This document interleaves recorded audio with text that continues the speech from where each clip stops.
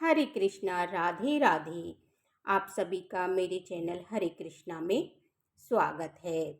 आप सभी पर श्री हरि विष्णु की कृपा सदैव बनी रहे। तो आज की वीडियो में हम बात करेंगे पौष मास के शुक्ल पक्ष की एकादशी के बारे में, जिसे पौष मास पुत्रदा एकादशी कहा जाता है। इस एकादशी का व्रत धारण करने से संतान संबंधी समस्याएं दूर होती हैं। और हाँ, पुत्रदा अर्थात पुत्र देने वाली एकादशी। तो इस व्रत को करने से और कथा सुनने से संतान प्राप्ति की कामनाएं पूर्ण होती हैं। पौष पुत्रदा एकादशी का व्रत करने और कथा सुनने से सारे पापों से मुक्ति मिलती है। तो चलिए कथा शुरू करते हैं। भद्रावती नाम की पुरी थी। वहाँ सुकेतुमान नाम का राजा था। उसकी सैव्या नाम की प्रसिद्ध रानी थी। वह राजा पुत्रहीन था। बहुत दिनों तक राजा चिंतन में लगा रहा, परंतु पुत्र नहीं हुआ। मैं कहाँ जाऊँ, क्या करूँ, संतान की प्राप्ति कैसे हुई। सुकेतुमान को राजौरपुर में कहीं भी सुख नहीं मिलता था। अपनी सैव्या रानी के साथ प्रतिदिन दुखी रहता था। वे दोनों राजा रानी चिंता और शोक में मगन रहते थे। वह मन में निराश हो गया। पुत्रहीन मनुष्य के जन्म का फल नहीं है। बिना पुत्र के घर सूना रहता है और सदा हृदय दुखी रहता है। पुत्र के बिना पितृ देवता मनुष्य के ऋण से नहीं छूटता। इसलिए मनुष्य को प्रयत्न करके पुत्र उत्पन्न करना चाहिए। जिनके घर में पुत्र है उनका इस लोक में यश होता है, परलोक में अधोगति होती है। जिन पुण्यात्माओं को सैकड़ों जन्म का पुण्य होता है, उनके ही पुत्र और पौत्र होते हैं। पूर्ण भगवान की भक्ति के बिना धन और विद्या नहीं मिलती, यह मेरा सिद्धांत है। इस प्रकार राजा दिन रात चिंता में मगन रहता था। फिर सुकेतुमान ने आत्महत्या का विचार किया, परंतु उसने परलोक में दुर्गति समझकर यह विचार छोड़ दिया। संतान के अभाव से अपने शरीर को दुर्बल देखकर अपनी बुद्धि से अपना हित सोचकर घोड़े पर बैठकर राजा घोर वन में चला गया। पुरोहित आदि किसी को यह मालूम नहीं था। वन में इधर उधर भ्रमण करता हुआ चिंता करने लगा कि मैंने ऐसा कौन सा बुरा काम किया है जिससे मैं ऐसा दुख मिला।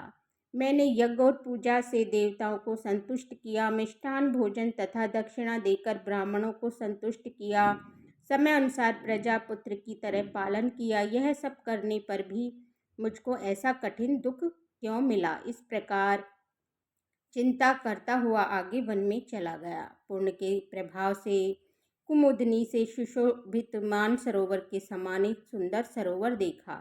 ये सरोवर चकोर चकवा और राजहंसों से शोभायान था। उसमें मगर मछलियाँ और जल के जानवर थे। ऐश्वर्यवान राजा ने सरोवर के पास बहुत से मुनि के आश्रम देखे और अच्छे सुकून होने लगे। राजा का दक्षिण नेत्र और दक्षिण हाथ फड़कने लगा। इन अंगों का फड़कना शुभ सूचक प्रतीत हुआ। सरोवर के किनारे मंत्रों का जप करते हुए मुनियों को देखकर घोड़े से उतरकर राजा उनके सामने खड़ा हो गया। व्रत करने वाले मुनियों को अलग अलग प्रणाम किया। हाथ जोड़कर राजा ने सबके लिए दंडवत किया। राजा को बहुत हर्ष हुआ। वे मुनीश्वर भी प्रश्न होकर बोले, हे राजन, आपकी क्या इच्छा है, सो कहिए। राजा बोले, हे तपस्वियों, आप कौन हैं और आपका क्या नाम है? आप यहाँ किस लिए आए हैं, सो कहिए। मुनि बोले, हम विश्व देवा हैं और स्नान करने के लिए यहाँ आए हैं। माघ का महीना निकट आ रहा है। आज से 5वें दिन माघ लग जाएगा। आज पुत्रदा नाम की एकादशी है। हे राजन, पौष शुक्ल एकादशी पुत्र की इच्छा करने वालों को पुत्र देती है। तब राजा बोला, पुत्र उत्पन्न करने के लिए मैंने भी बड़ा प्रयत्न किया है। यदि आप प्रश्न है तो मेरे लिए सुंदर पुत्र दीजिए। तब मुनीश्वर बोले, हे राजन, आप पुत्रदा नाम की प्रसिद्ध एकादशी है, आज ही इस व्रत को करिए। हमारे आशीर्वाद से और भगवान की कृपा से आपको अवश्य पुत्र प्राप्त होगा। इस प्रकार उनकी आज्ञा से राजा ने पुत्रदा एकादशी उत्तम व्रत किया।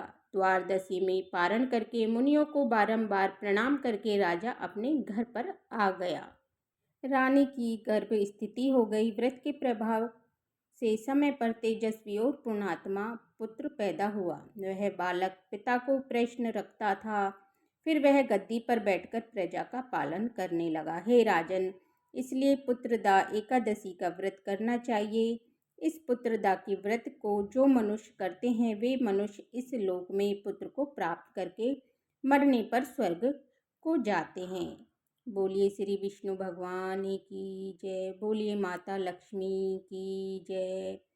तो फ्रेंड्स, अगर आपको ये मेरी कथा का वीडियो पसंद आया हो तो मेरे वीडियो को लाइक करना, चैनल को सब्सक्राइब करना और बेल आइकन बटन को प्रेस करना, जिससे कि मेरी आने वाली वीडियो का नोटिफिकेशन आप सभी को मिल जाए। देखने के लिए बहुत बहुत धन्यवाद।